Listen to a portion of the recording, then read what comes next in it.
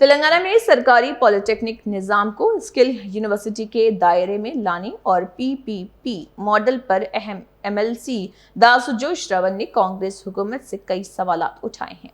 उनका कहना है कि स्टेक होल्डर्स और असेंबली से मुनासिब मशावरत के बगैर सरकारी पॉलिटेक्निक्स में तब्दीलियां क्यों की जा रही। उन्होंने इल्ज़ाम लगाया कि इससे गरीब और मुतवस्सित तबके के देही तलबा के तालीमी मुस्तकबिल पर असर पड़ सकता है।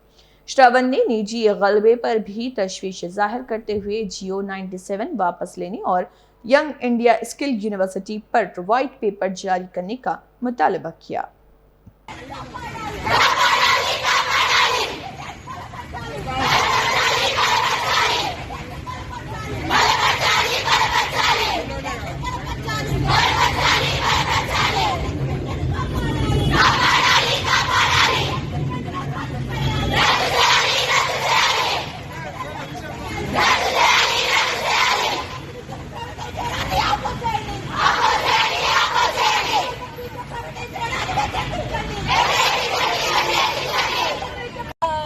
Polytechnic students Durgabai Deshmukh polytechnic students ఇక్కడంతా day scholars hostellers first second third years అందరూ ఉన్నారు.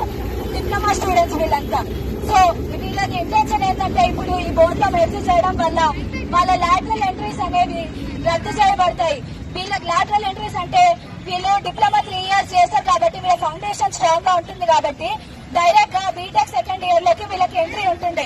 ఇప్పుడు ఈ వైఐఎస్సీ లోకి మార్చడం వల్ల ఆ లాటరల్ ఎంట్రీ అనేది ఇబ్బంది అవుతుంది. అదే కాకుండా ఇవి గవర్నమెంట్ ఇన్స్టిట్యూషన్స్ పాలిటెక్నిక్ ఎడ్యుకేషన్ అంతా అఫోర్డబుల్ గా వీళ్ళు 15,000 ఫీజుతో పాటు ఒక 2,500 డెవలప్మెంట్ ఫీ కట్టి అఫోర్డబుల్ ఎడ్యుకేషన్ లో వీళ్ళు ఇప్పుడు చదువుకుంటున్నారు.